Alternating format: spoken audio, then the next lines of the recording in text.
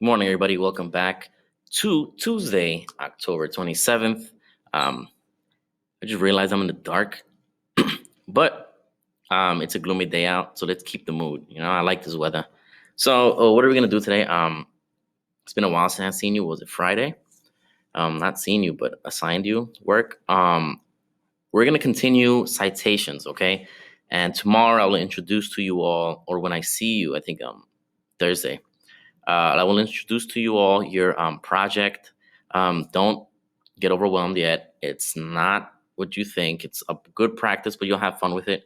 But I need to see that you guys are doing the skill that we've been practicing, right? I left you all feedback. I updated your grades. If you have any questions about anything, you can reach out to me as always on Remind or Google Classroom, okay? So today we're going to continue identifying something different in text citations and singular and traditional. What does that even mean? All right. We're going to continue this format of APA citation so that we're not, not seen as an unreliable resource and as plagiarizers. So let's get into it. Slide 2. What are in-text citations in APA style? In college, you do this a lot, and you'll be thankful, hopefully. An in-text citation points the reader to your reference list. Okay, remember that reference list you guys did where you had the author name, the title, the year, and all the information? It points you to the reference list, and it's often called a reference citation. Okay, so if I'm reading a paper and I see an in-text citation in the paper, I see the author's name and year, and I'm gonna be like, oh, that's interesting. Let me go back to the reference page and maybe look at it later on. Okay. In terms of placing citations, your citation should come directly after the information that you're referring to. So, for example, it's usually found in two places in a sentence or a phrase. At the beginning of the sentence, in an introductory phrase, for example, according to Johnson, 2013, students enjoy using APA style. That's an example. Okay, that's one place where you'll see a in-text citation. Instead of doing the entire reference thing we did last time. It's just a quicker thing in a paper, okay? If you notice, it's just the year. That's a singular phrase, okay? We'll get into that in a couple slides. And then you'll see it in another spot at the end of the sentence in parentheses. So when you're paraphrasing, you cite it at the end, okay? One source, for example, discovered that students enjoy using APA style, parentheses, Johnson, 2013. These are two places where you'll see APA in-text citations, okay? The first one that you see here in the first bullet point is singular, a singular phrase. And then the second one at the end of the sentence is a traditional because of the way, not because of its beginning at the beginning of the sentence and it's at the end, but because the way it's formatted. One has just the year and the other one has the author's name, last name, and year, okay? Those are in-text citations. That's where you will see them in a sentence or in a paper, and that's how they are formatted. Okay, you have two options. You have any question, let me know. Slide 3. How do I cite when paraphrasing?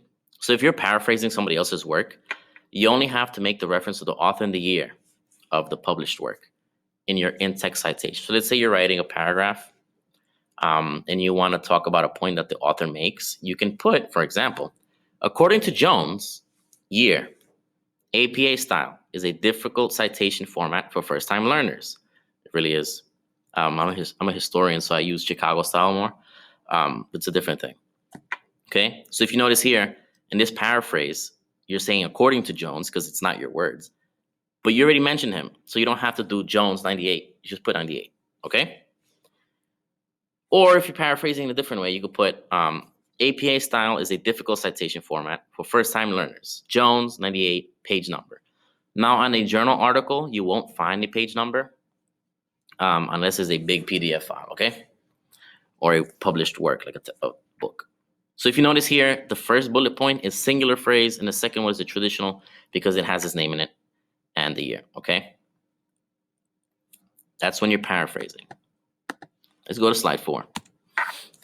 How do I cite when quoting? Let's say you want to take a quote. I used to use quoting a lot, especially block quotes. I could take up space on my paper. Bad. but I would cite. So how do I cite when quoting? Sorry, my nose ring. Short quotations. If you're directly quoting from somebody else's work, you will need to include the author, the year that it was published in, and the page number for references. For example, if you look at the first traditional one, I rarely see it like this, but you could do it this way. According to Jones, 98, it's a singular phrase, quote, students often had difficulty using APA style, especially when it was their first time. So that's what Jones says in the paper. And then you put the page number. So if the person wants to go into the work, they can find the page number, okay? Person reading it. Or you could do it, Jones 98, found students often had difficulty using APA style, page number. So if you notice the difference, you're just rewording it. It's a paraphrase, okay? But you're quoting it and you're still citing a spot. All right. And you just took one part of the quote. So you're only using one part of the original quote in the first bullet point. Kind of confusing, right? So let's say if the author is not named in a singular phrase, place the author's last name, the year of publication, and the page number parentheses after the quotation. Okay, so let's say you don't say according to Jones, or you don't say Jones. You can just say students often have, when you reword it, students found it difficult using APA style when writing their paper. Parentheses Jones, year 1999, page 199. All right. Or you could say she stated students often had difficulty using APA styles, and that's what I meant in the last example I just said. Okay. Those are examples of when you're quoting, and that's how you cite using a singular or traditional phrase. All right. I know it's kind of confusing. I'm trying to explain it the best I can without being in front of you and on Zoom. Okay. So let's go on. So we paraphrased, we quote. What if there's no author? Let's say you're looking at a journal article or a work. There's no author. You can put these following rules. Use italics. So you're gonna put Command I if you're using a Mac, or Control I think if you're using a Dell or Microsoft. You put parentheses, italicize the document, the title, or the book, or whatever, comma, the year that it was published in, okay? Now let's say you have everything but the author and the year. You're gonna put the title and ND, no date, okay? Literally the way it's right there in the last sentence, I highlighted for you. That's what you're gonna do. We're good? All right, cool. Slide 6. Remember, today's a lot. When you're actually doing the work, it's not a lot, it's just a little a lot of explaining. So if you forgot, I've been mentioning singular phrase. I've been mentioning traditional in-text citation. These are the differences. For a single phrase citation, it's just a year in parentheses. So an example there is according to Jones, because you're using the author's name already. You're just gonna paraphrase. You're just gonna use the publication. Okay, the year. Now let's say there's no year. You'll do just the author's name. Okay. We are now admitting the students to the building. Have a good day. Right. And traditional in-text citation is the last name and date in parentheses. So an example here is the APA style is difficult. Citation format for first-time learners. And then you use the year, author's name, year, page.